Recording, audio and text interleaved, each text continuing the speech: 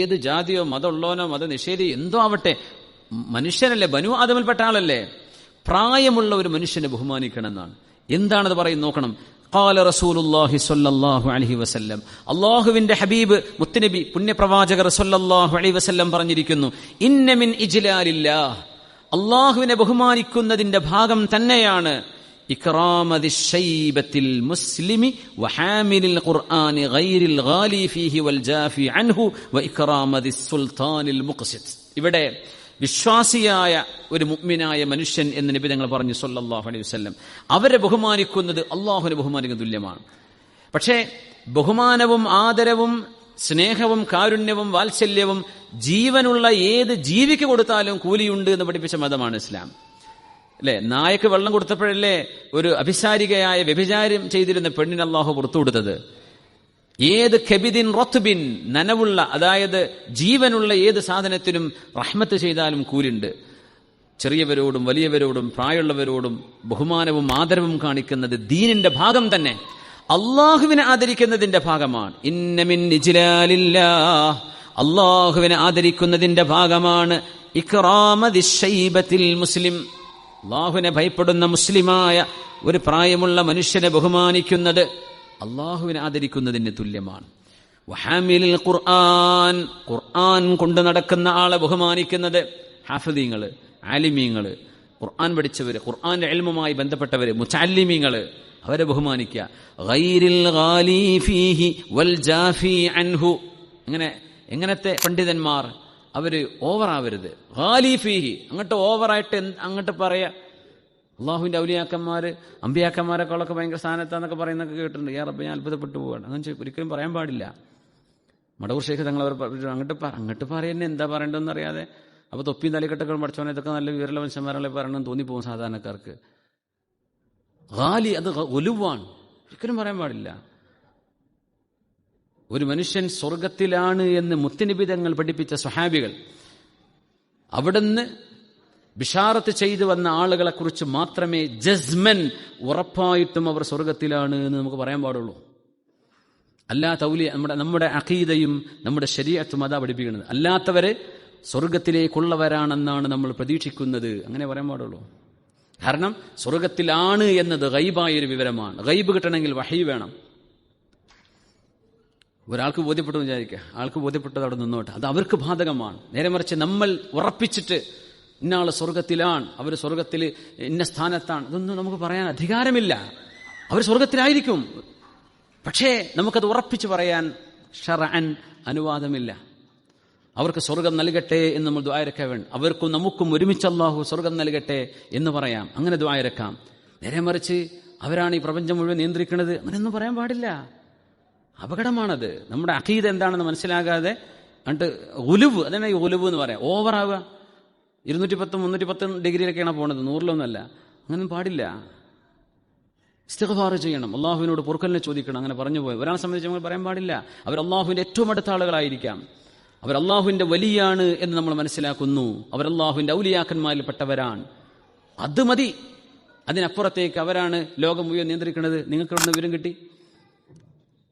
നമുക്ക് പറയാൻ പറ്റില്ല. പ്രത്യേകിച്ച് പബ്ലിക്കിനോട് പറയാൻ പറ്റില്ല. നിങ്ങൾക്ക് അങ്ങനെ അറിവുണ്ടോ, നിങ്ങൾ വിശ്വസിച്ചോളൂ, അല്ലെങ്കിൽ നിങ്ങൾക്ക് അങ്ങനെ ബോധമുണ്ടോ, നടന്നോളൂ. പക്ഷേ പറയാൻ പാടില്ല. നമ്മുടെ അഖീദയെ ബാധിക്കും, നമ്മുടെ ഈമാനിനെ അത് ബാധിക്കും. ഉലുവ് പാടില്ല.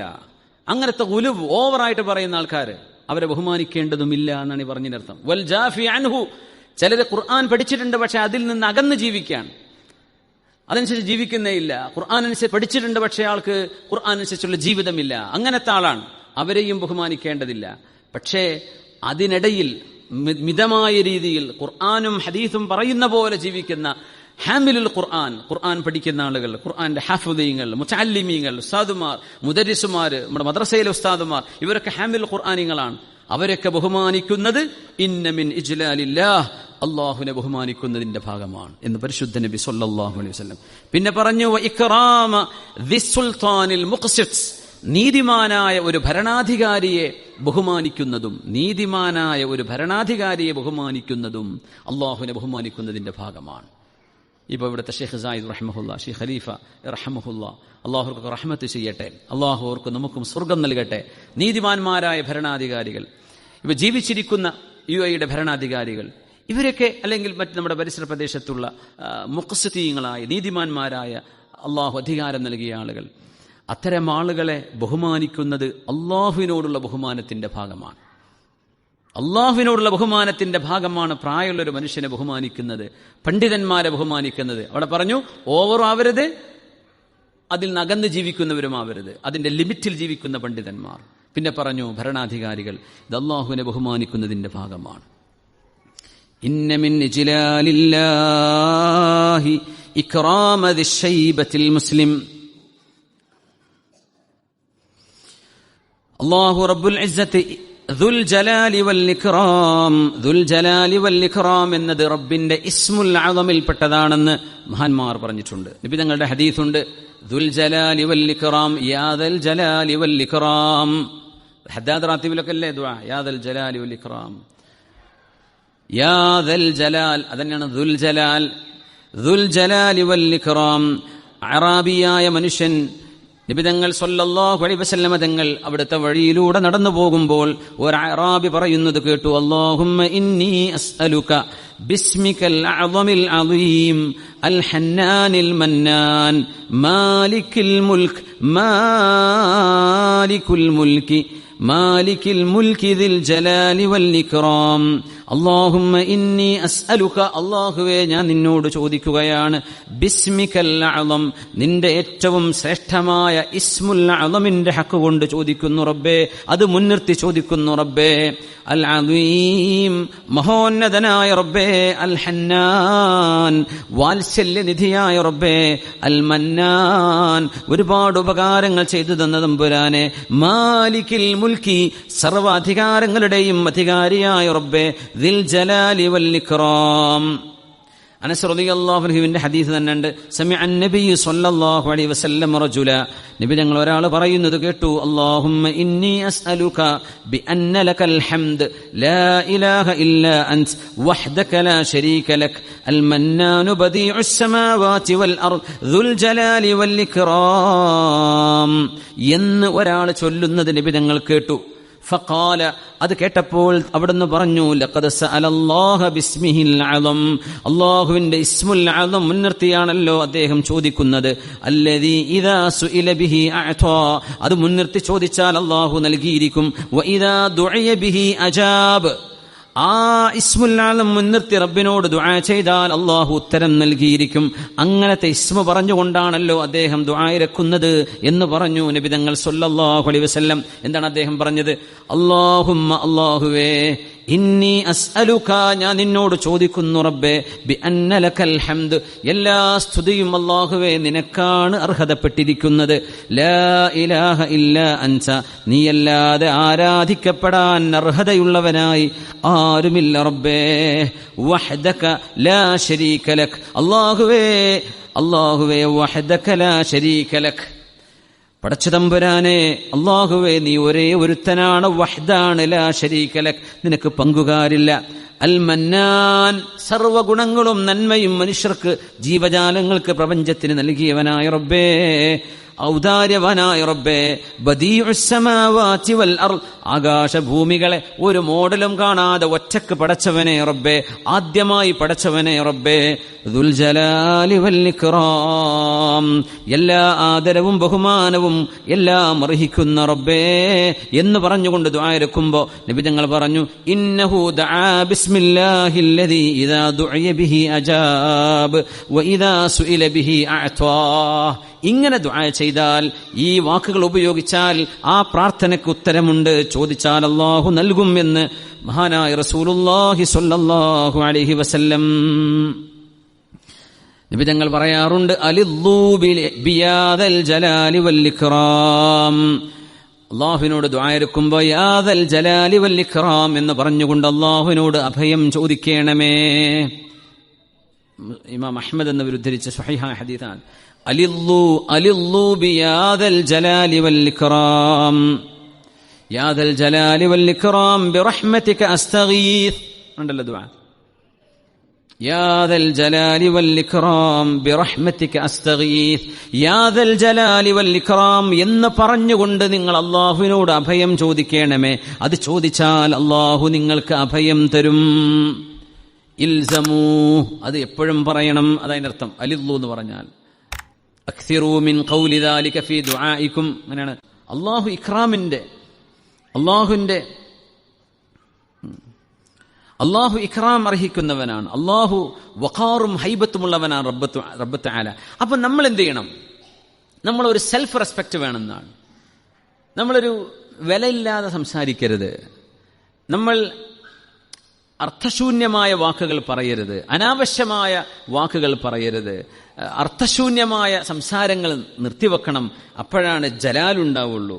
ഇക്റാം നമ്മൾ കൊടുക്കാൻ പഠിക്കണം, സംഭാവന ചെയ്യാൻ, സ്വതക്ക ചെയ്യാൻ. അതൊരു ശീലമാണ്, അതൊരു വലിയ നന്മയാണ്. പലർക്കും അത് കഴിയില്ല, ഭയങ്കര പിഷ്കായിരിക്കും. വായ കൊണ്ട് ബിരിയാണി വെച്ച് തരും, പക്ഷെ 5 പൈസന്റെ ഉപകാരം മനുഷ്യന് ചെയ്യൂല, പൈസ കൊടുക്കാൻ പറ്റൂല. അത് നമ്മുടെ നഫ്സിനെ നമ്മൾ ആ ഒരു അടിമത്തത്തിൽ നിന്ന് മോചിപ്പിച്ചേ പറ്റൂ. നമുക്ക് അങ്ങനെ പൈസയോട് സ്നേഹം ഉണ്ടാകാൻ പാടില്ലല്ലോ. അള്ളാഹുവിന്റെ മാർഗത്തിൽ അർഹതപ്പെട്ട പച്ചയായ മനുഷ്യർക്ക് നമ്മൾ കൊടുക്കാനുള്ളൊരു സന്നദ്ധത, അത് ഇക്റാമാണ്. അള്ളാഹു തരുന്നില്ലേ, നമുക്കെന്താ കൊടുത്താൽ? അള്ളാഹുൽ വിശ്വസിക്കുന്ന ഒരു മനുഷ്യന് മാത്രമേ ദാനം ചെയ്യാൻ കഴിയുള്ളൂ. അല്ലാത്തവർക്ക് അങ്ങനെ പോളിഷ് പറഞ്ഞു പോവുള്ളൂ, കൊടുക്കൂല. എന്തേ? കൊടുത്താൽ പോയി എന്നാ വിചാരിക്കുക. ഒരു മുഅ്മിനായ മനുഷ്യൻ എന്താ ചിന്തിക്കുക? കൊടുത്തു കഴിഞ്ഞാൽ എനിക്ക് നാളത്തേക്ക് ഒരു ഇൻവെസ്റ്റ്മെന്റ് ആയി കഴിഞ്ഞു എന്നാ. അള്ളാഹു തആല അതിനെ വളർത്തും. മിഥലൽ ജബൽ, പർവ്വതം പോലെ ഉന്നതമായിട്ട് അള്ളാഹു എനിക്ക് തന്നേക്കും. ആ ഈമാനുള്ള ഒരാൾക്കേ സ്വതക്ക ചെയ്യാൻ കഴിയുള്ളൂ. അപ്പൊ അള്ളാഹു ഇക്റാമുള്ളവനാണ്. നമ്മൾ എന്ത് ചെയ്യണം? മഖ്റൂമത്ത്, ദാനം ചെയ്യണം, ഔദാര്യം ചെയ്യണം എന്നാണ് ഇതിനർത്ഥം. ഇയ്യാക വമാ യുഅ്തദറു മിൻഹു, പരിശുദ്ധ നബി തങ്ങൾ പറയുമായിരുന്നു സ്വല്ലല്ലാഹു അലൈഹി വസല്ലം, അല്ലാഹു ദുൽ ജലാലി വൽ ഇക്റാം ആണെങ്കിൽ ഇയ്യാക വമാ യുഅ്തദറു മിൻഹു, ഒരു സോറി പറയേണ്ട വിഷയം അത് ആദ്യം ചെയ്യാതിരിക്കുക, അതാ നല്ലത്. ഇയ്യാക വമാ യുഅ്തദറു മിൻഹു, പുറത്തു തരണേ, ഞാൻ ഐ ആം സോറി, എനിക്ക് പറ്റിപ്പോയി എന്ന് പറയുന്ന അവസ്ഥകൾ വരാതിരിക്കാൻ ശ്രദ്ധിക്കണമേ എന്ന് മുത്തുനബി സ്വല്ലല്ലാഹു അലൈഹി വസല്ലം. അപ്പൊ നമ്മുടെ വാക്കുകളും നമ്മുടെ പ്രവർത്തനമൊക്കെ ശ്രദ്ധിക്കണം. മൻ കസുറ കലാമുഹു കസുറ ലഗതുഹു, കുറേ വർത്താനം പറഞ്ഞ ആൾക്കാരുണ്ടാവും. ചില പെണ്ണുങ്ങളിലുണ്ടാവും അങ്ങനെ ആൾക്കാർ, ചില ആണുങ്ങളിലുണ്ടാവും അങ്ങനെ വെറുതെ വർത്താനം പറഞ്ഞ് വെറുതെ ഇരിക്കാൻ കഴിയില്ല, ചെവിയൊക്കെ പൊത്തി പിടിക്കേണ്ടി വരും. മൂപ്പര് അടുത്തുണ്ടോ പറഞ്ഞുകൊണ്ടേയിരിക്കും. അങ്ങനത്തെ ഒരൊന്നും വേദാക്കാനൊന്നും വരില്ല, കാരണം ഉണ്ടാണ്ടിരിക്കണ്ടേ. അവർ വേറെവിടെയും പോയി ആരുടെയെങ്കിലും കഥ പറയുന്നുണ്ടാവും. നിർത്താതെ പറയുന്നവരുണ്ട്. വാക്കുകൾ കൂടിപ്പോയാൽ കസുറ ലഗതുഹു, അതിലെ മിസ്റ്റേക്കുകൾ വർദ്ധിക്കും. വമൻ കസുറ ലഗതുഹു, മിസ്റ്റേക്ക് കൂടിയാൽ അതിൽ തെറ്റുകൾ വർദ്ധിക്കും. തെറ്റുകൾ വർദ്ധിച്ചു കഴിഞ്ഞാൽ പിന്നെ അതിന് ശിക്ഷ അനുഭവിക്കേണ്ടി വരും. അപ്പൊ ആവശ്യമുള്ളത് പറയാം, അത് ആവശ്യമുള്ള തോതിലും കണക്കിലും പറയാം. ഇത് ദുൽ ജലാലി വൽ ഇക്റാമാണ് എന്ന് അല്ലാഹുവിനെ സംബന്ധിച്ച് മനസ്സിലാക്കുമ്പോൾ നമ്മൾ അങ്ങനെയാ ചെയ്യേണ്ടത്. വാക്കുകൾ ശ്രദ്ധിക്കണം.